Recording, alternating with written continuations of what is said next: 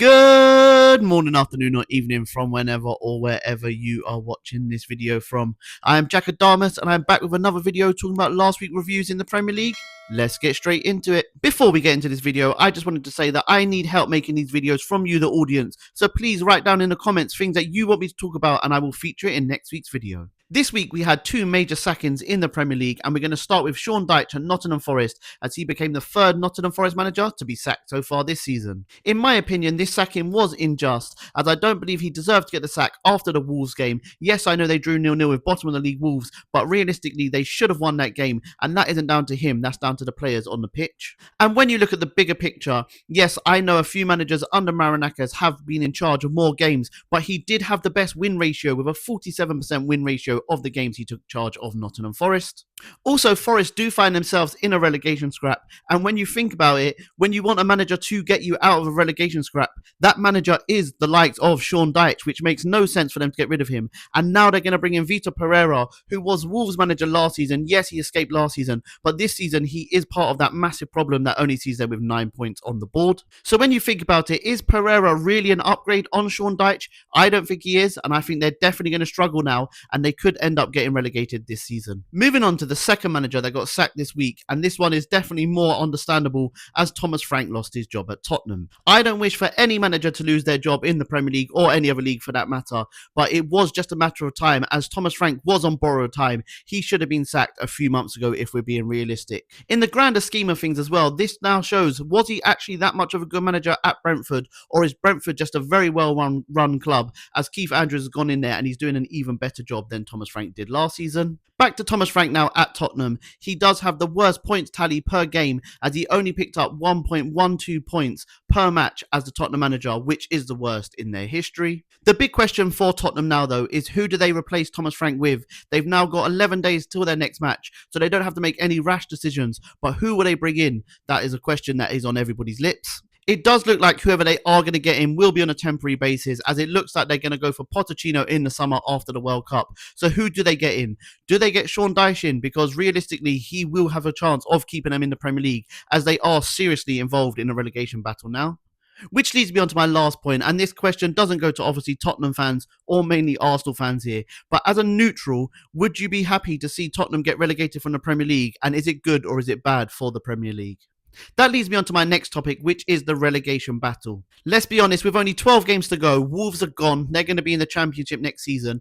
Burnley beat Crystal Palace midweek, so they find themselves now 9 points from safety. So they've given themselves a slight chance of survival this season in the Premier League. West Ham find themselves 3 points from safety, but in reality, they are the informed team, and they are the team that look like they will get out of relegation at the moment as it stands. Forest find themselves 3 points from safety, and they just changed their manager. So will they get the new manager bounce, or will it work in the reverse way, and will they just go down the table? Only time will tell. Spurs, like I highlighted earlier, they find themselves 4 points clear of relegation, but with only 2 wins in their last 17 matches, they are really involved in this relegation scrap.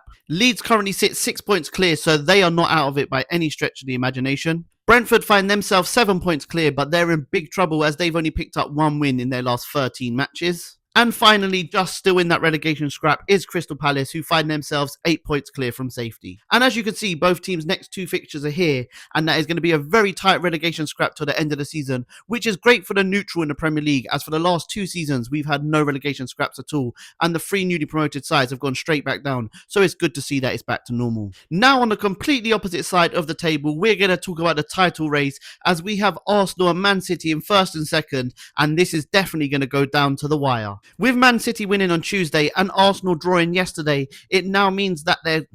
With Man City winning on Tuesday and Arsenal drawing on... With Man City winning on Tuesday and Arsenal drawing yesterday, it now means that there's a 4-point gap at the top of the table, and it is showing in both teams' forms, as there is squeaky bum time for both teams, as we got first and second in the Premier League, but they've got the 6th and 5th best form guide as we speak. Arsenal, who currently sit at the top of the table, 4 points clear, they have got the 6th best record in their last 5 matches, with 2 wins, 2 draws and 1 loss to their name, scoring 10 goals, conceding 4, and getting 8 points out of 15 in those possible matches. City, who currently sit second in the table, they sit 5th in the form guide over the last 5 matches, winning 3, drawing 1 and losing 1, scoring 9 goals in that time, conceding 5 goals, but picking up 10 points out of a possible 15. Both teams are struggling at the top of the table, and this now could go either way. This is definitely going to go down to the wire, but with only 12 games to go, the next 5 games are pivotal in this title race. These next 5 matches will show us just how serious Arsenal's title charge is this season, or if they will go and bottle it again. As City over the next 5 games have the easier games on paper, as they're at home to Newcastle, away to Leeds, at home to Nottingham Forest, away to West Ham, and then at home to Crystal Palace. So they are playing 4 of the teams involved in that relegation battle. And Arsenal definitely have the harder games on paper, as they're away to Wolves, away to local rivals Tottenham, at home to Chelsea, away to Brighton, and then at home to Everton. So this is the next 5 games is pivotal in the Premier League season, and I believe this is where it's going to be win and lost for both of these teams. And I do believe that Man City will go on to win the title because of these next 5 games, which will be extremely pivotal in the title race. And to round up, I want to introduce you to a new feature called Stat Zone, where I will tell you some stats from the Premier League this weekend. Chelsea was winning 2-0 midweek against Leeds, but then they got pegged back to 2-2, which has now seen them drop more points than any other team in the Premier League this season, as they have dropped 15 points from winning positions on home soil. And in quite a poor season for West Ham, they can now boost the fact that they've gone unbeaten against Manchester United for consecutive seasons for the first time since 1932 till 1934. James Milner came off the bench for an injured Belieber in Brighton's match, which now sees him equal Gareth Barry's record for the most appearances in the Premier League with 653 appearances.